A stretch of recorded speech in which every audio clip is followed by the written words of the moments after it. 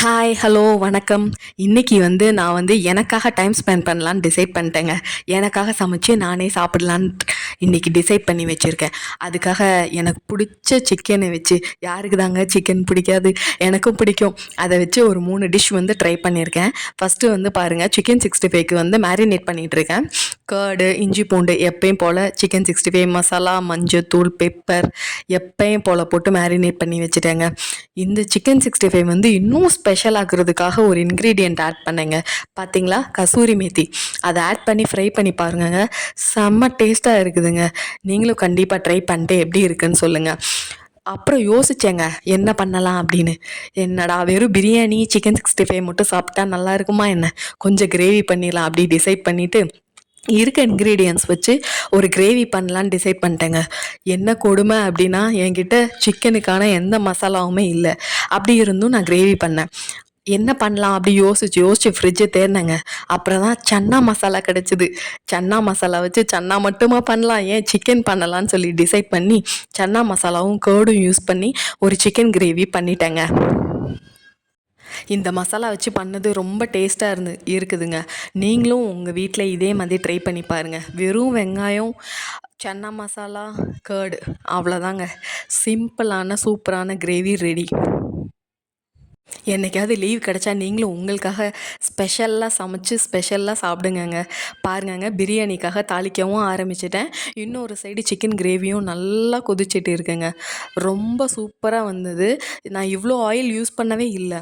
கர்டில் இருந்து வந்த ஆயிலும் சிக்கனில் இருக்கக்கூடிய ஆயிலும் சேர்ந்து வந்ததால் தான் அவ்வளோ ஆயிலை உங்களுக்கு தெரியுது.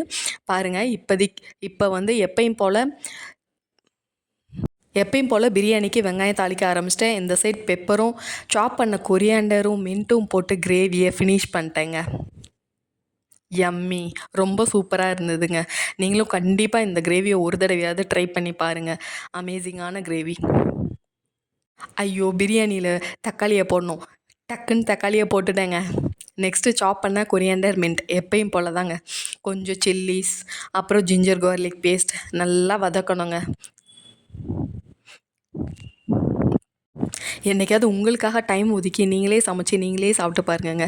அதோட டேஸ்ட்டே டிஃப்ரெண்ட்டாக இருக்கும். நீங்கள் அந்த மாதிரி ட்ரை பண்ணி பார்த்துருந்தீங்க அப்படின்னா, இல்லை நான் ஏற்கனவே இந்த மாதிரிலாம் சமைச்சிருக்கேன் அப்படின்னா, நீங்கள் கமெண்ட் பாக்ஸில் கமெண்ட் பண்ணுங்கள். என்னடா ஒரே மசாலா போட்டு பிரியாணி பண்ணுறேன்னு திங்க் பண்ணாதீங்க. நான் எல்லா மசாலாவையுமே மிக்சியில் பிளெண்ட் பண்ணிவிட்டு தான் சேர்த்துருக்கேன். நெக்ஸ்ட்டு கர்டு யூஸ் பண்ணியிருக்கேங்க. அப்புறம் தேவையான அளவு உப்பும் யூஸ் பண்ணியிருக்கேன். அடுத்து தாங்க நம்ம ஹீரோ, சிக்கனை போட்டு நல்லா வறுக்கணுங்க. ஐயோ சாரிங்க, நல்லா வதக்கணும். பாருங்கள், லாஸ்ட்டாக சிக்கன் 65 ஃப்ரை பண்ணும்போது எப்போயுமே கொஞ்சமாக கார்ன்ஃப்ளவர் சேர்த்துக்கங்க. அப்போ தான் ஆயிலில் ஒட்டிக்கிட்டு அந்த மாதிரி இல்லாமல் அழகாக வரும். பாருங்கள், பாஸ்மதி ரைஸை நான் முன்னாடியே ஊற வச்சுட்டேன். இப்போ இதை சேர்த்துக்கலாம் நம்ம பிரியாணிக்கு. ரொம்ப பொறுமையாக கிளறி விடுங்கங்க, இல்லாட்டி பாஸ்மதி ரைஸ் பிரேக் ஆயிரும். இப்போ இந்த சைடு நல்ல ஒரு சிக்கன் 65 ஆயிலில் ஃப்ரை பண்ண ஸ்டார்ட் பண்ணிட்டேன். இதில் கொஞ்சமாக கோகோனட் ஆயில் ஆட் பண்ணிக்கோங்க. ஆட் பண்ணிங்கன்னா செம்மையாக இருக்குங்க சிக்கன் 65.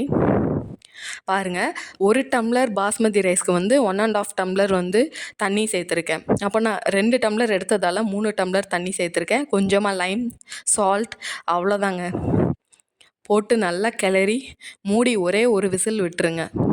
இந்த சைடு பாருங்கள், நம்ம சிக்கன் 65 ஹீரோ நல்லா நல்லா ஃப்ரை ஆகிட்டுருக்காரு. இந்த சைடு கொஞ்சமாக கீ போட்டு க்ளோஸ் பண்ணி வைக்க போகிறேன் பிரியாணியை. லைஃபே ஒன்ஸ் தாங்க. இந்த மாதிரி நல்லா ஒரு நாளை ஒதுக்கி நல்லா உங்களுக்கு பிடிச்சது எல்லாத்தையும் சமைச்சு நீங்கள் சாப்பிட்டு பாருங்கள். அதில் இருக்க சுகமே தனி. நீங்களும் ட்ரை பண்ணி பாருங்கள். சிக்கன் 65 ஃப்ரை பண்ணதுக்கப்புறம் கடையோட டச் கொண்டு வரலாம் அப்படின்னு சொல்லிட்டு கொஞ்சமாக சாட் மசாலாவும் கொஞ்சமாக பெப்பர் பவுடரும் போட்டிருக்கேங்க. இது இன்னும் டேஸ்ட் என்ஹான்ஸ் பண்ணி செம்மையாக இருக்குங்க. கடைசியாக என்னோட சிக்கன் பிரியாணி ரெடி. பாருங்கள், எவ்வளோ சூப்பராக வந்திருந்ததுன்னு தெரியுமாங்க. ரொம்ப சூப்பராக இருந்தது. இந்த மாதிரி உங்களுக்காகவே ஒரு நாள் ஒதுக்கி பிரியாணி பண்ணி சாப்பிட்டு பாருங்களேன். ஏதோ நமக்காகவா போதுமே அப்படின்னு நினைக்காம நல்லா செம்மையாக சமைச்சு சாப்பிட்டு பாருங்கங்க. லைஃப்பில் என்ன நடந்தால் என்னங்க, நல்லா சமைச்சு நல்லா சாப்பிட்டுட்டு நல்லா ஹாப்பியாக இந்த டேயை ஸ்பெண்ட் பண்ணணும். நாளைக்கு என்ன நடக்கும்னு யாருக்கும் தெரியாது. ஸோ இன்றைக்கி இருக்கிற வரைக்கும் இன்றைக்கி இந்த டைமை ரொம்ப ஹாப்பியாக என்ஜாய் பண்ணி ஹாப்பியாக சாப்பிடுங்க, ஹாப்பியாக இருங்க. ரொம்ப கஷ்டப்பட்டு சம்பாதிக்கிறது எல்லாமே எதுக்கு? நல்லா சமைச்சு நல்லா சாப்பிட்டு நல்லா இன்றைக்கான டைமை இன்றைக்கே என்ஜாய் பண்ணுங்கள். யார் என்ன சொன்னாலும் காதில் வாங்கிக்காதீங்க. உங்களுக்கான டைமை, உங்களுக்கான லைஃப்பை, உங்களுக்கான விஷயங்களை ஹாப்பியாக ஸ்பெண்ட் பண்ணுங்கள், ஹாப்பியாக என்ஜாய் பண்ணுங்கள். லைஃப்பும் இந்த பிளேட் மாதிரியே ஹாப்பியாக இருக்குங்க. நீங்களும் இந்த மாதிரி எல்லா டிஷ்ஷையும் ட்ரை பண்ணி சாப்பிட்டு பாருங்கங்க. சாப்பிட்டு பார்த்துட்டு அந்த ஃபீல் எப்படி இருக்குங்கிறத கமெண்ட் பாக்ஸில் வந்து கமெண்ட் பண்ணுங்கள். இந்த வீடியோ பிடிச்சிருந்ததுன்னா லைக், ஷேர், சப்ஸ்கிரைப் பண்ணிடுங்க. பாய்.